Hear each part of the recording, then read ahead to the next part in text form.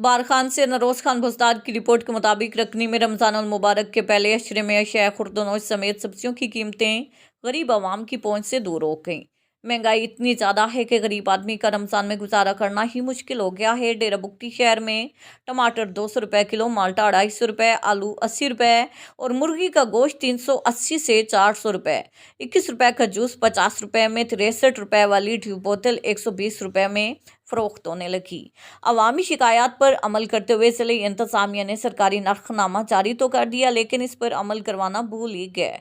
दुकानदारों ने सरकारी रेट लिस्ट मुस्तरद करते हुए मनमानी कीमतें वसूल करने लगे। सब्जी हो या मुर्गी का गोश्त, अब गरीब के लिए इसे खाना सिर्फ ख्वाब ही रह गया है।